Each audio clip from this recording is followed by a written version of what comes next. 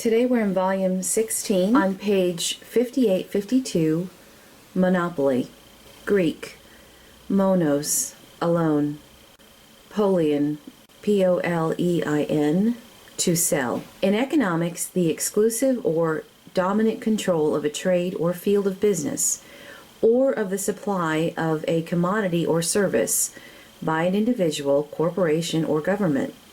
Monopolies are of three general types: those acquired and operated by private interests under governmental authorization, and those acquired by private interests through the elimination of existing or possible competition by control of patents or various other methods. A monopoly is frequently established in fields where the existence of free competition would lead to waste, duplication, and inefficiency.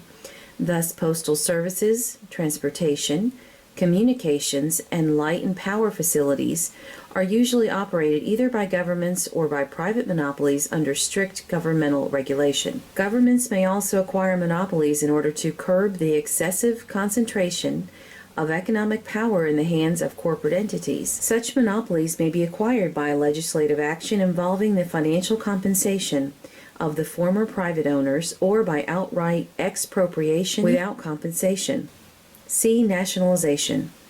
Government-owned and government-licensed monopolies are generally intended to serve the public interest by providing specific services in the most efficient manner and at the lowest price possible. Hence, they differ basically from privately acquired, privately owned monopolies, which frequently use their control of supply to maintain prices at levels above those which would obtain under conditions of free competition. The latter type of monopoly is often adverse to public interest and has therefore been subject to much legislative regulation. See competition, restraint of trade. One of the earliest forms of monopolistic control was that exercised by the guilds of the Middle Ages, which controlled the number of persons who could enter a given trade or field of business, and closely regulated the business operations of those admitted to membership. In the most medieval period, monopoly rights related to the manufacture and sale of certain commodities were frequently granted by monarchs to favored individuals or persons who had performed meritorious services. In England, the abuse of this privilege led in 1624 to the enactment of the Statute of Monopolies, which severely curtailed the right of the sovereign to grant monopolies. The statute did not apply, however, to the monopolies granted to corporations for the purpose of stimulating the discovery and exploitation of new lands. This type of monopoly, whereby the corporations enjoyed not only exclusive trading privileges but also governmental authority in the lands discovered or explored by their agents, were commonly granted in the 17th and 18th centuries by most of the major European powers. See East India Company. During the 19th century, large-scale industrial commercial enterprises were developed in many countries as a consequence of the Industrial Revolution.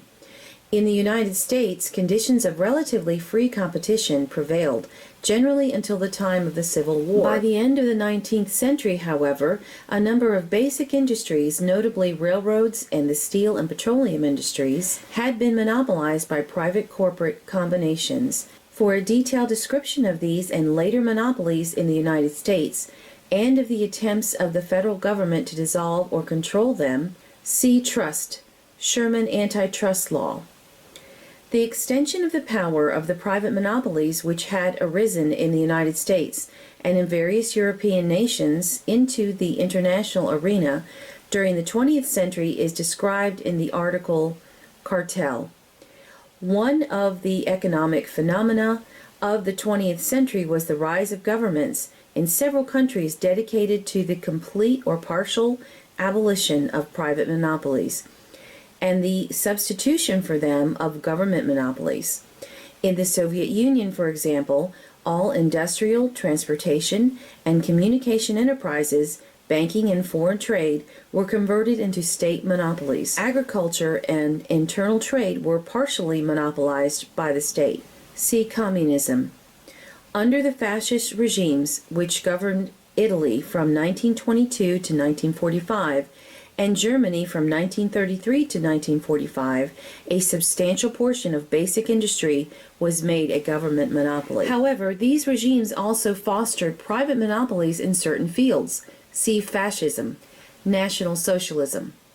The Labour government, which came to power in Great Britain in 1945, instituted a sweeping program of nationalization of industry and banking. But this program differed from that carried out in the fascist and communist countries in that the former owners of the nationalized enterprises were invariably compensated by the government. See socialism. The United States government has traditionally avoided the establishment of government monopolies, except in such fields as the postal service. A recent exception is the production of atomic energy, which is carried out by private companies, but which, for reasons of national security, is stringently supervised by the federal government. There's not a photo with the passage of monopoly, and I've already shown the cover photo. Thank you for listening. I hope that you've enjoyed this, and have a wonderful day. Sincerest Kimba.